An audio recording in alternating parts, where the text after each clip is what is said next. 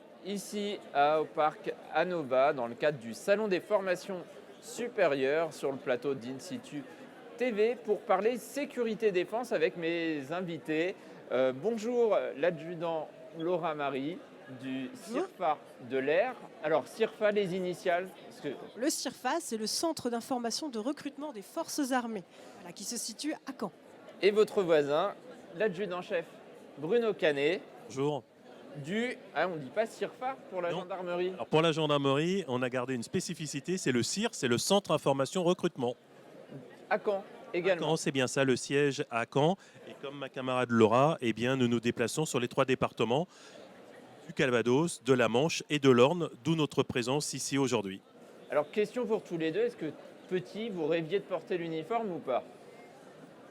Moi, c'était pas l'uniforme, ça a toujours été les avions de chasse. C'était les avions de chasse. Ah ouais. Et que j'en voyais un dans le ciel, c'était voilà, ça a toujours été une passion.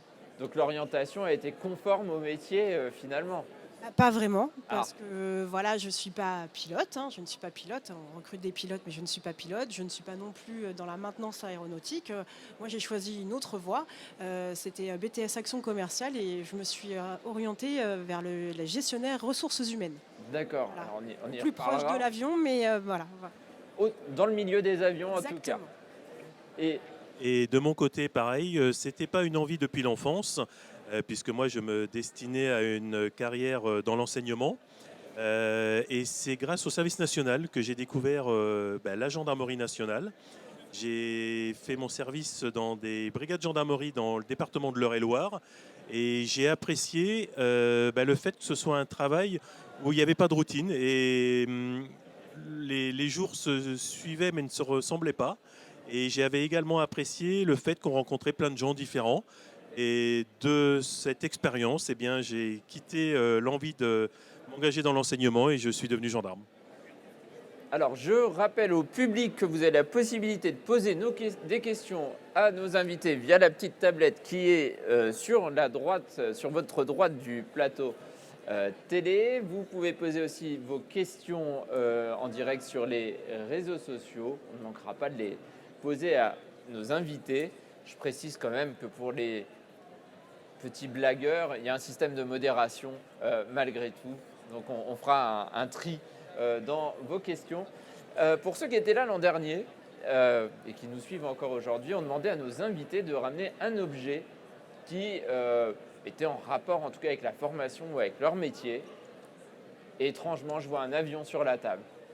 Oui, voilà, on a décidé avec l'équipe de présenter aujourd'hui l'A400M, qui fait partie de nos aéronefs les plus en vogue. C'est vraiment la bête de somme de l'armée de l'air. C'est un avion qui a à son actif plusieurs missions, très polyvalent. Là, vous pouvez voir, c'est un gros bébé, comme j'ai tendance à le dire, 141 tonnes, 37 tonnes de fret qui peut embarquer. À l'intérieur, on peut y mettre un hélicoptère tel le Tigre ou le Griffon, des véhicules blindés de l'armée de terre. À l'intérieur, on peut aussi faire du largage de parachutistes. On peut ramener jusqu'à 116 passagers, PAX. Voilà. Quoi d'autre? Il a plusieurs missions. Il peut larguer les colis, emmener du passager. Et adjudant-chef, Oui, alors moi, eh bien, ce sont 3 magazines différents, ce qu'on appelle des gens d'info. C'est une diffusion au sein de la gendarmerie. Et ces 3 couvertures représentent assez bien la diversité qui existe au sein de la gendarmerie, puisqu'il y a plus de 300 métiers différents. Et une couverture représente des gendarmes mobiles, donc pour assurer le maintien de l'ordre public tant en métropole que dans les départements régions d'outre-mer. La couverture du milieu représente la représentation d'un morceau d'ADN. Et là, ça fait penser à toutes les enquêtes judiciaires avec les techniciens d'investigation criminelle et toutes les recherches que l'on va faire, notamment dans nos laboratoires. Et la 3e couverture, on y voit un garde républicain en train de faire une patrouille à cheval.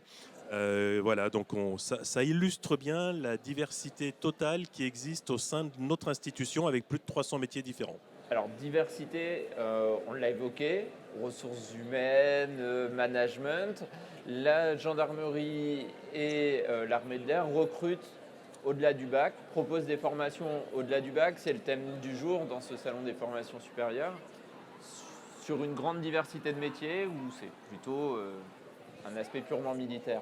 Pour l'armée de l'air, en tout cas, alors, il y avait 4 000 postes à pourvoir en 2022. Le nombre donc, de postes à pourvoir pour 2023 seront sensiblement les mêmes. Nous recrutons, comme vous l'avez dit, donc à partir de la troisième jusqu'au bac plus 5. Ici, on est sur des études supérieures, donc ça sera à partir du bac.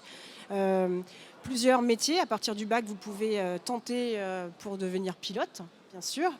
Vous pouvez aussi œuvrer dans 13 domaines différents, 50 métiers au total, donc dans les opérations aériennes, contrôleur aérien, moniteur simulateur de vol, dans la sécurité protection, dans le monde du renseignement. Vous avez aussi la maintenance, bien sûr, et les métiers de soutien, comme on parlait tout à l'heure, gestionnaire RH ou agent encore de restauration. Nous nous occupons de la formation de nos militaires. À partir donc, du bac, on a un statut de sous-officier.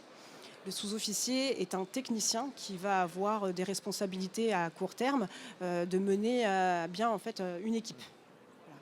L'école des sous-officiers se trouve à Rochefort. Il y a une formation militaire initiale qui a lieu pour apprendre à être militaire. Donc ça, il y a une formation de base militaire, Voilà. quel que soit le corps de métier. Exactement, donc qui est commune à toutes les spécialités, formation militaire initiale, et ensuite, en fonction de la spécialité dans laquelle est recruté donc, le candidat, il aura une formation professionnelle qui sera à l'issue. Voilà. C'est pareil dans la gendarmerie? Oui, tout à fait. Une précision, ça va être commun avec mes camarades de l'armée de l'air. Formation rémunérée, quelque chose d'intéressant, parce que non seulement on va vous former, mais en plus vous êtes rémunéré. Alors combien? Parce que ça intéresse toujours. Alors, c'est une vraie question. Bien évidemment, ça va être comme dans le milieu civil, au regard des diplômes. Par exemple, on recrute à partir de 100 diplômes, nos gendarmes adjoints volontaires, un petit peu nos apprentis gendarmes. Là, on est à peu près aux alentours de 1 200 €. Le sous-officier recrutement avec le bac, on est à peu près aux alentours de 1 800 €. Vous voyez, donc il y a différents niveaux, bien évidemment. Est-ce qu'il y a un logement de fonction ou pas? Alors oui, ça c'est vraiment la particularité de la gendarmerie. Même finalité que nos camarades de la police, bien sûr faire respecter les lois, mais ça va être le statut militaire, ça va être le fait qu'on agit sur 95% du territoire, plus en milieu rural particulièrement. Et pour répondre à votre question, la troisième particularité, c'est le fait que nous vivons et nous travaillons sur place. Où que nous soyons mutés, à partir du moment où on travaille sur l'opérationnel, le terrain, eh bien, un logement nous attend, il nous est fourni sur place, donc un avantage conséquent qui va se rajouter eh bien, au montant de notre salaire, de notre solde. Quelque chose de très intéressant, notamment pour les jeunes qui vont eh bien, commencer leur vie professionnelle au sein de la gendarmerie avec un logement gratuit qui les attend. Bien évidemment, il n'y a jamais rien de gratuit dans la vie. Ce logement nous est fourni en échange d'une disponibilité très importante certains jours travaillés. Alors bien évidemment, ce n'est pas tous les jours, mais c'est à peu près un tiers des jours travaillés. Une astreinte H24, c'est pour ça que le fait de vivre sur place nous permet une réactivité s'il y a besoin de repartir. Je parle de la disponibilité, on peut rajouter également la mobilité géographique. Ça va vraiment être les deux qualités qui vont être demandées pour l'ensemble des candidats, tant pour la gendarmerie que pour les autres armées, air, marine et mes camarades de l'armée de l'air. Tu confirmes, Laura? Oui, la mobilité géographique est importante. Alors là, on est dans l'Orne, mais il faut savoir que la base la plus proche de chez nous... J'allais dire, il n'y a pas de base aérienne. Voilà, exactement. Donc les militaires, les aviateurs, ce sont les militaires qui œuvrent pour l'armée de l'air, travaillent sur des bases aériennes. La base aérienne la plus proche d'ici, on serait sur la base aérienne 105 d'Évreux ou la base aérienne 705 de Tours, voilà, pour essayer de rester plus ou moins pas trop loin. Sinon, voilà, tous les militaires œuvrent sur toutes les bases aériennes, donc il faut que la mobilité géographique soit là. Est-ce qu'il y a un logement voilà. aussi fourni dans Allez en l'armée de venir. l'air ou pas? Alors, tout le temps que l'élève est en formation, il est en système d'internat. Donc à l'école des sous-officiers de l'armée de l'air à Rochefort, il est donc en internat. Ensuite, à sa formation si professionnelle, il a un logement. Voilà. Ensuite, quand il est affecté sur sa base aérienne, il est prioritaire pour pouvoir avoir donc une chambre qu'il va partager souvent à deux. S'il a envie d'avoir son appartement, son logement personnel, il peut. Voilà. Il y a aussi donc des bureaux logements qui sont là pour aider les jeunes et les moins jeunes pour pouvoir trouver un logement autour de la base aérienne. Bien sûr, parce que nous avons des disponibilités. Nous travaillons 24 heures sur 24. Hein, voilà, on est militaire 24 heures sur 24. Les jours fériés voilà, sont plus des jours fériés. Il faut savoir que la disponibilité est très importante dans ce métier. Alors, disponibilité, est-ce qu'il y a des prérequis au-delà d'un niveau scolaire? J'ai entendu bac pour sous-officier. Est-ce qu'il y a d'autres prérequis physiques? Comment ça se passe finalement si je veux rentrer en école de sous-officier ou d'officier? Alors, on va toujours retrouver pour l'ensemble des armées les mêmes prérequis, c'est-à-dire nationalité française, pas d'antécédents judiciaires et bien évidemment être en bonne santé.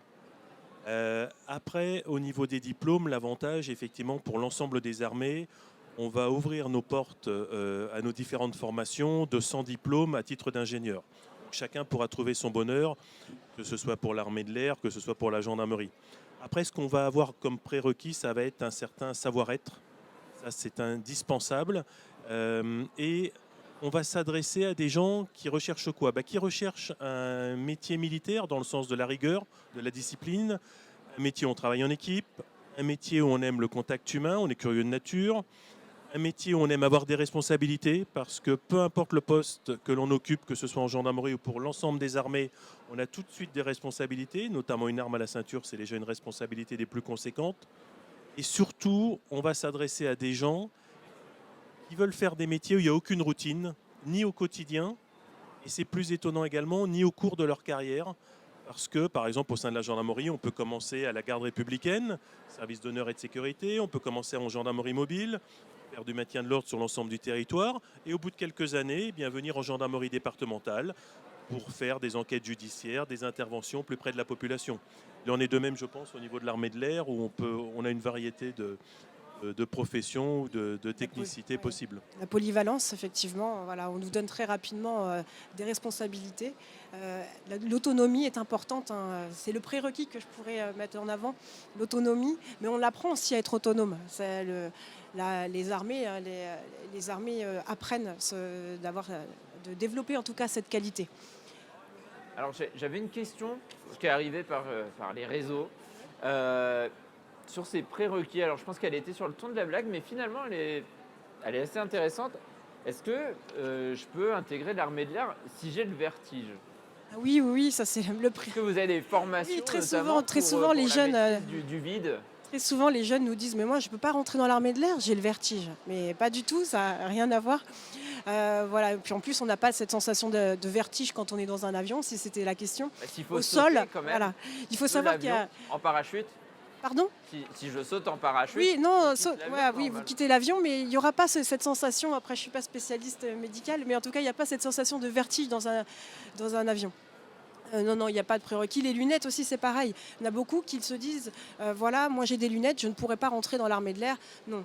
Alors c'est vrai que pour devenir pilote, voilà, ça peut être très compliqué. Mais après, il y a, comme je l'ai expliqué, 13 autres domaines dans lesquels on peut œuvrer et où il y aura peut-être moins de problèmes pour porter des lunettes.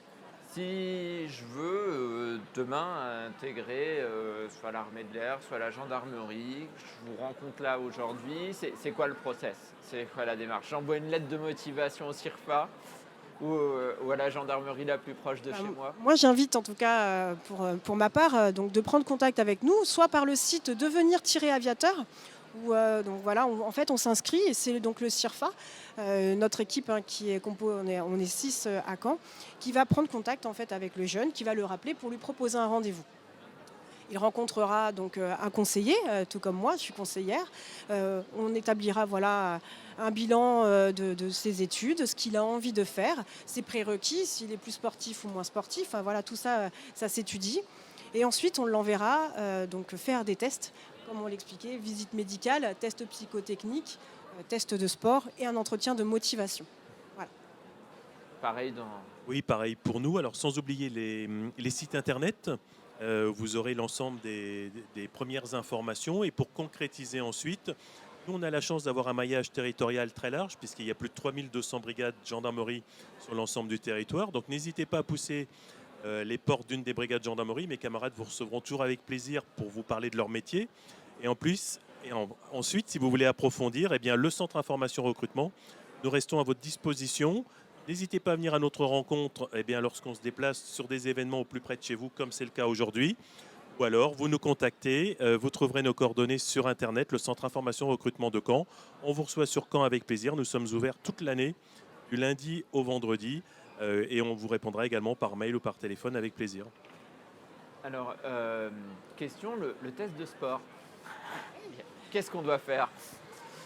Est-ce que j'ai besoin d'être hyper entraîné et musclé? Non, alors on va demander d'avoir une condition opérationnelle. Alors voilà, pour le test de sport, par exemple, quand on va aller faire nos tests pour notre part, nous avons le département évaluation R qui est à Rennes. Les tests de sport seront le Luc Léger, pas si cet exercice est connu.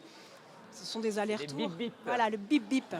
Des allers-retours sur 20 mètres. On commence à 8,5 km/h et toutes les minutes, ça va augmenter. Et donc, il faut donner le meilleur de soi-même. Voilà, c'est ce qu'on recherche un petit peu, le dépassement de soi. Ensuite, pas de palier minimum quand même Non, il faut donner le meilleur quand même. Ouais, voilà. Ensuite, vous allez avoir les tractions pour les garçons. En pronation, bien sûr. Pour la fille, ça va être l'exercice du tirage de poulie. Le poids sera en fonction du poids de la candidate. Et pour terminer, et là pour tout le monde, le maximum de squats en 1 minute. Voilà. Donc après, de toute façon, le niveau de sport, il s'améliore avec le temps. Quand on arrive à l'armée, des fois, on n'est pas plus sportif que ça. Et en fait, en étant à l'école, on apprend à aimer le sport. Et de toute façon, on en fait en école et on continue à en faire quand on est sur base aérienne, puisqu'on est noté tous les ans aussi en sport. Donc, pas laisser tomber. Ah, vous êtes noté tous les ans en sport. Donc, vous repassez des tests tous les ans, en fait. Effectivement. Alors, en gendarmerie, c'est plus souple, c'est tous les 2 ans. Ah. Alors, blague à part, il ne faut surtout pas se mettre une barrière par rapport au sport. Moi, j'en suis un cas. Je suis l'exemple puisque j'étais pas sportif avant d'intégrer la gendarmerie, et je m'y suis mis pendant la formation. Ça m'a beaucoup plu. Et notamment, au cours de ma carrière, j'ai intégré un PSIG, un peloton de surveillance et d'intervention de la gendarmerie. Là, croyez-moi, il faut être vraiment bien sportif pour pouvoir faire face à l'ensemble des interventions. On a même des concours ou examens qui peuvent se faire sans sport pour certains de nos postes. Voilà. Après, bien évidemment, sur certaines technicités, là, on va demander des niveaux de sport plus importants. Ce qu'on va d'une manière générale tester, c'est les bases au niveau du cardio et de la force. Voilà. Après, comme disait Laura, même si on vient avec un niveau moyen, l'avantage, on intègre l'école, la formation et l'effet de groupe va faire qu'on va être tiré vers le haut et finalement, on va accroître ses performances sous l'apport de l'effet de groupe. Bien sûr, il y aura des prérequis pour les spécialités, on va dire, d'élite. Quand on est commando parachutiste de l'air, il faut quand même avoir un certain niveau. Donc ce sera important d'avoir un bon niveau de sport. C'est important parce que on a compris à travers vos parcours qu'il y avait des passerelles. Si j'avais envie d'évoluer de passer de sous-officier à officier, c'était possible, mais aussi de changer de type de métier tout en restant gendarme, c'était des possibilités en fait. Oui, alors le terme d'escalier social a vraiment toute sa raison d'exister au sein des armées. Puisque ce que je vous disais, on peut par exemple chez nous postuler pour devenir gendarme adjoint volontaire, même sans condition de diplôme. Ensuite, par le biais d'un concours en interne, devenir gendarme, sous-officier. Et ensuite, on peut très bien finir sa carrière officier. D'ailleurs, la plupart de nos officiers sont eux-mêmes d'anciens sous-officiers qui étaient eux-mêmes d'anciens gendarmes adjoints. Donc, alors bien évidemment, il faut se donner les moyens. Mais l'avantage, c'est qu'il ne va pas y avoir la barrière du diplôme au départ. Les prérequis dont on a parlé, bien évidemment, indispensables au départ. Mais ça vaut pour la gendarmerie et pour l'ensemble des armées. Il y a vraiment une évolution très forte en interne. 3 statuts pour l'armée de l'air. Donc les militaires techniciens de l'air, de la 3e jusqu'au bac pro environ. Après, vous avez les sous-officiers, bac pro, bac plus 2. Et ensuite, les officiers. Eh bien, effectivement, le militaire du rang qui est intégré à ce statut peut, en interne, passer des concours. Donc, il y a 3 passerelles différentes pour pouvoir intégrer le statut des sous-officiers. Et pour les sous-officiers, c'est la même chose, des concours internes, promotion interne, escalier social. Voilà. pour devenir officier. Voilà, il y a vraiment de belles carrières à faire et de belles promotions. Alors, ceux qui avaient regardé l'an passé savent que j'ai une question cliché, normalement, à vous poser. Moi, je voulais savoir s'il y avait eu un effet Top Gun 2 sur le recrutement dans l'armée de l'air. Est-ce que Tom Cruise a encore un pouvoir d'attraction? Alors, Professionnel, je veux dire. Alors voilà, donc sur le CIRFA de Caen, nous avons des candidats qui sont volontaires pour devenir pilote, hein. Le pilote, ça a toujours été. C'est vrai qu'on a plus d'engouement à comment on fait pour devenir pilote, mais ça a toujours été. Je pense que je sais pas si le Top Gun 1 a été regardé par les jeunes générations, peut-être après le Top Gun 2, en tout cas, mais on a ouais, un fil conducteur où on a quand même des pilotes, enfin de jeunes gens qui veulent devenir pilotes, on va dire assez régulièrement. J'ai pas trouvé, en tout cas, au CIRFA de Caen, qu'il y ait plus d'engouement après le film. Et pas plus de motards en gendarmerie non plus après Top Gun. Non, non, alors cela dit, moi j'enviais mes camarades parce que ça donne quand même une belle visibilité, ce genre de film. Faut pas se mentir. Nous, on avait eu un surcroît de candidatures, par contre, après les événements tragiques que le pays a connus, les différents attentats. Donc là, il y a vraiment un effet indéniable où on a cette belle jeunesse qui se dit bah, qu'est-ce que je peux faire pour être utile à mon pays. Donc là, effectivement, on avait plus de candidats qui étaient venus pousser les portes du centre information recrutement. Voilà. Après, nous, au niveau cinématographique, on se réfère toujours aux gendarmes, voilà, mais qui donne une image. Voilà, la brigade de Saint-Tropez qui donne une image sympathique, mais qui donne aussi des éléments réels, puisque la sortie du film Le Gendarme et les Gendarmettes sur les écrans date de 1983, et c'était l'année pour notre institution des premières femmes en gendarmerie. Donc voilà, c'était peut-être très novateur à l'époque. Complètement novateur. Depuis, on arrive à un taux de féminisation de près de 25%. Et il n'y a plus en gendarmerie une fonction, un poste ou un grade qui n'est pas occupé par un personnel, un militaire féminin. Donc également, comme le sport, il ne faut pas que le sexe ou les études fassent blocage. Tout le monde est le bienvenu et chacun peut trouver sa place au gré de ses envies.